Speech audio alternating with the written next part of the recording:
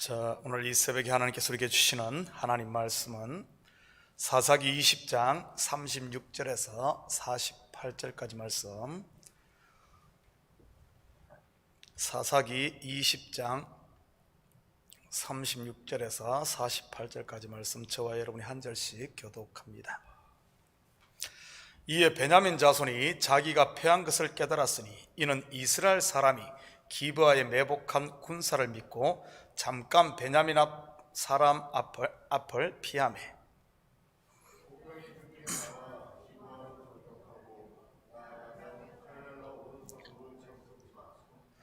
처음에 이스라엘 사람과 복병 사이에 약속하기를 성읍에서 큰 연기가 치솟는 것으로 군호를 삼자 하고,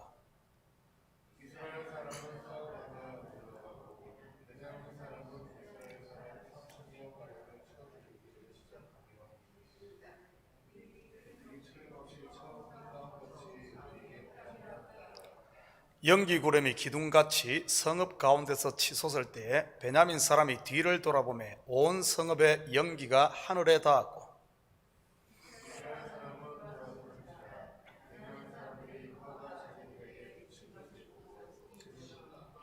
이스라엘 사람 앞에서 몸을 돌려 광야길로 향하였으나 군사가 급히 추격하며 각 성읍에서 나온 자를 그 가운데서 진멸하니라.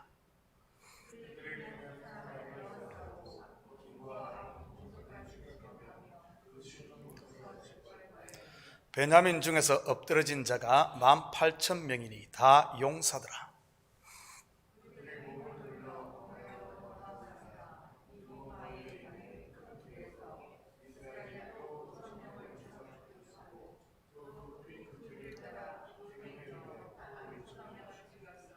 이 날에 베냐민 사람으로서 칼을 빼는 자가 엎드러진 것이 모두 25,000명이니 다 용사였더라.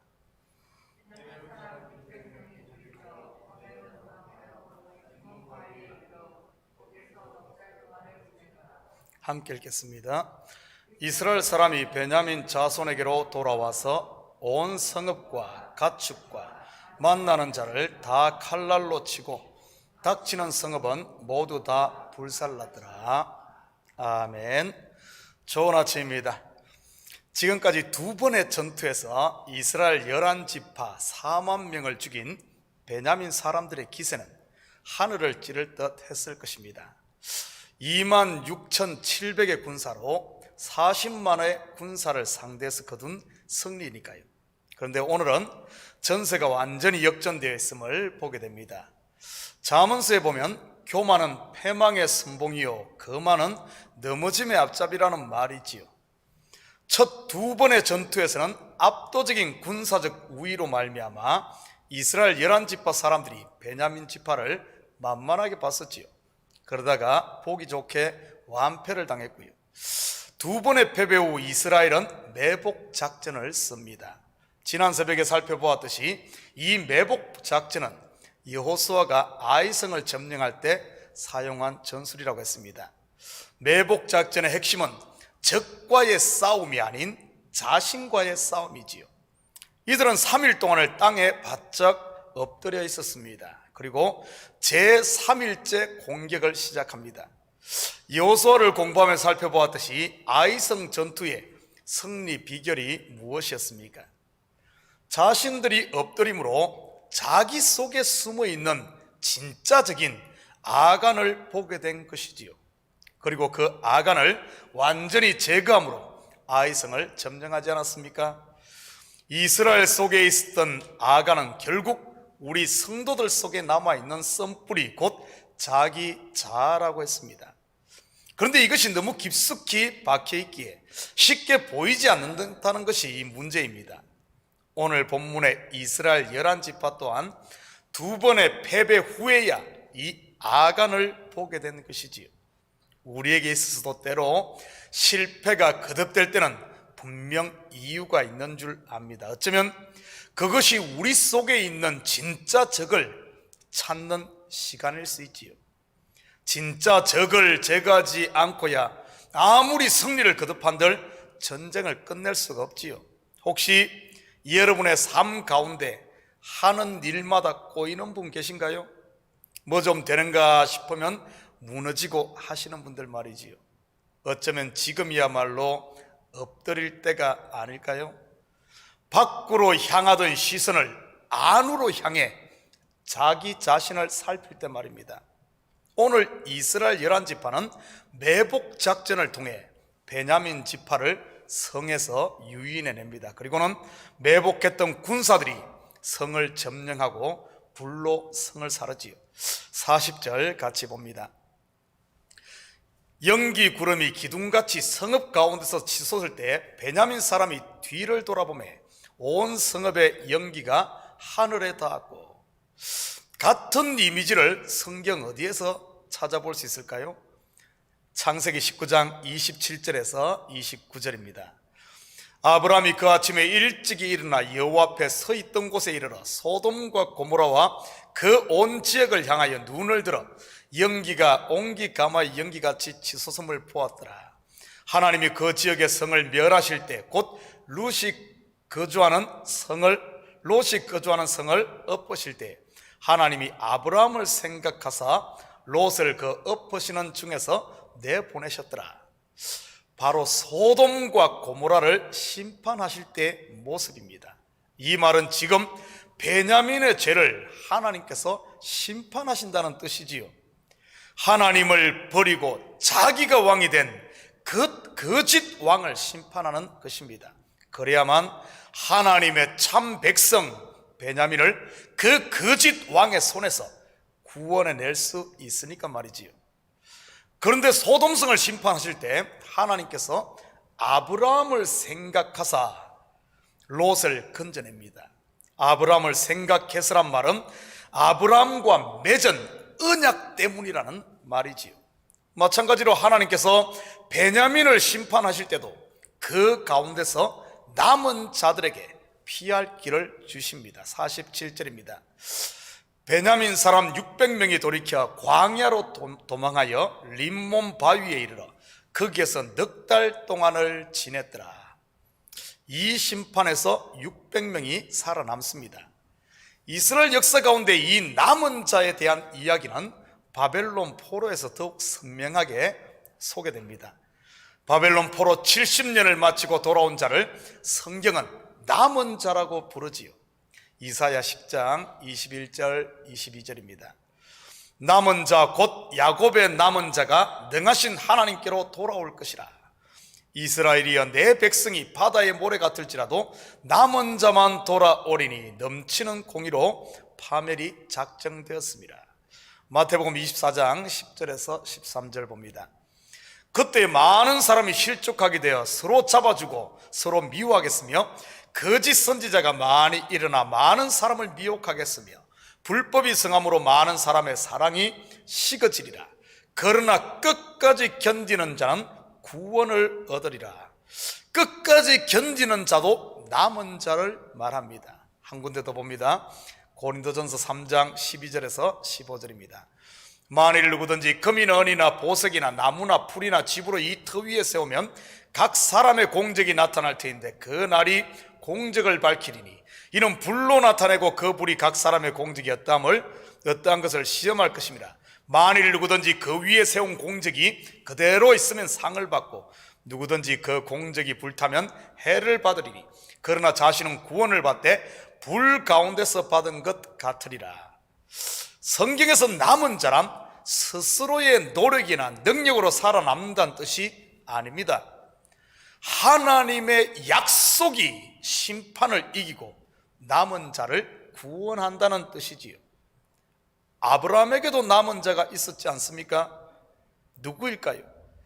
육신으로 말미암은 자녀가 아닌 오직 약속으로 말미암은 자녀, 바로 이삭입니다. 이삭이 남은 자이지요. 아브라함에게 육신의 자녀가 여럿 있었습니다. 그가 상속자로 생각했던 아들들 말이지요. 첫 번째가 조카 롯, 두 번째가 가정에서 길리운 종 엘리에셀, 세 번째가 첩을 통해 낳은 아들 이스라엘.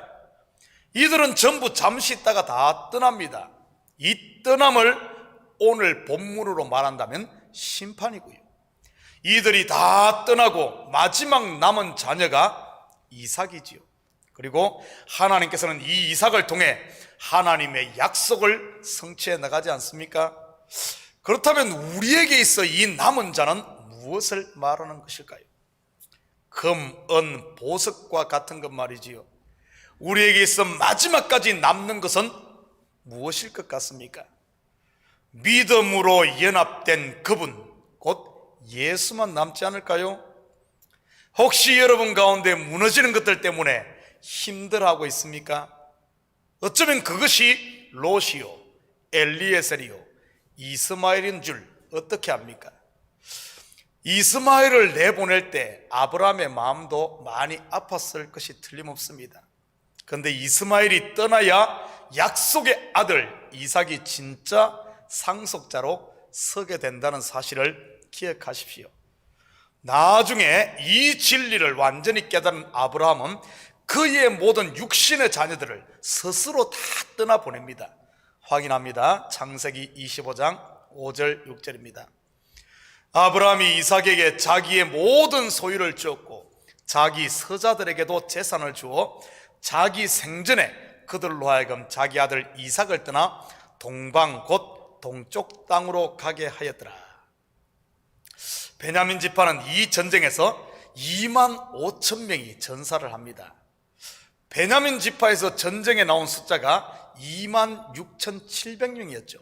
그런데 이 전쟁에서 2만 5천 명이 죽고 600명이 살아남습니다. 그렇다면 1,100명 정도가 차이가 납니다. 이는 1,100명은 이 앞에 있었던 두 번의 승리한 전투에서 사상자가 났음을 우리가 알 수가 있습니다. 그리고 연기가 치솟아 하늘에 닿은 또 다른 모습을 우리는 성경에서 볼 수 있습니다.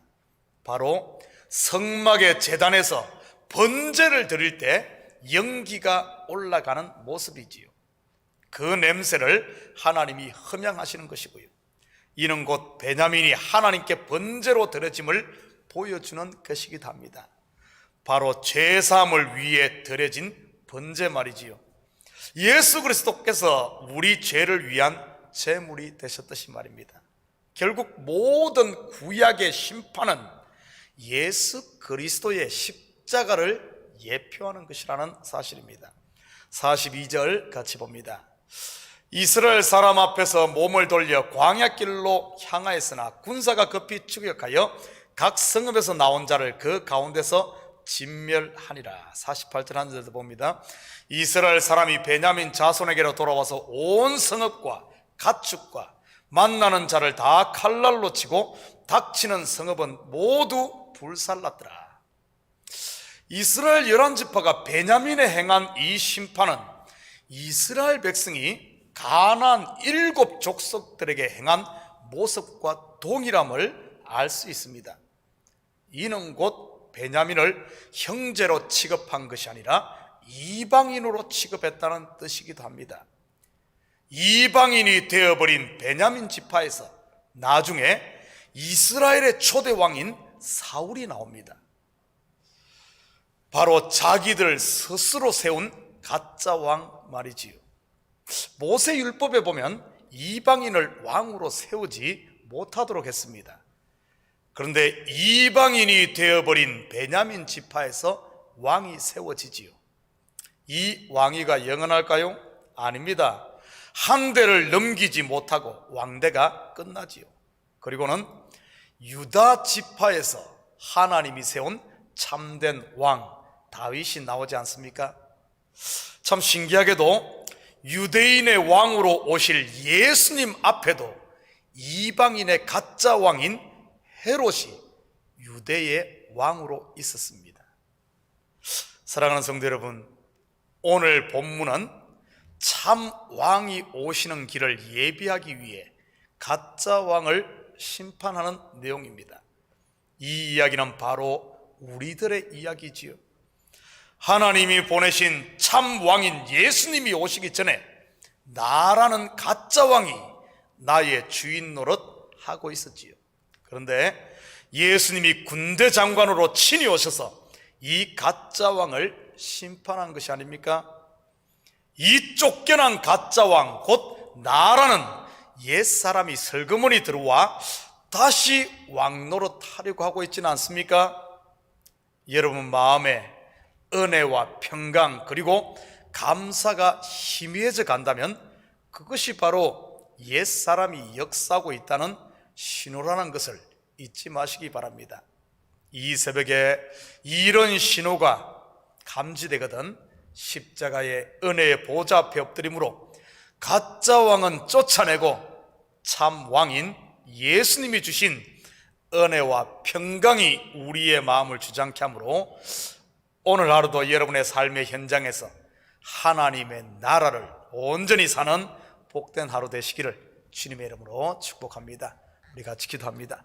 사랑의 아버지 하나님, 참으로 감사를 드립니다. 이 새벽도 저희들 깨우시고 예배할 수 있는 은혜 주심을 참으로 감사를 드립니다. 분명 주께서 우리의 왕이심에도 불구하고 혹시 내 마음이 방심하는 사이에 사단이 뿌린 가라지로 말미암아 거짓 왕이 나를 주장하려고 아버지함 빈틈으로 들어와 있지는 않습니까? 아버지함 나를 아버지함 주장하고 엿보지는 않습니까? 내 마음의 아버지 하나님, 은혜와 감사 대신 자꾸만 불평과 원망과 한숨이 아버지 하나님 나온다면 그것이야말로 내가 지금 가짜 왕의 영향을 받고 있음을 인지하고 이 새벽에 자다가 깨어나 아버지 하나님 왕 대신 예수님 앞에 온전히 의지함으로 헛된 것들이 틈타지 못하도록 우리 주님, 우리의 마음밭을 주님 주장하여 주시옵소서. 우리 마음밭에는 온전히 은혜와 감사와 신령한 노래와 찬양과 즐거움으로 가득 찬 하나님의 아름다운 곡식들만 자라는 이런 마음밭이 되어져 아버지 하나님 알곡을 주님 앞에 드리는 아름다운 역사가 있게 도와주시옵소서. 이 새벽에도 간과하는 기도 제목마다 주님께서 경답하실 줄 믿사오며 이 모든 말씀 예수님의 이름으로 기도드립니다. 아멘.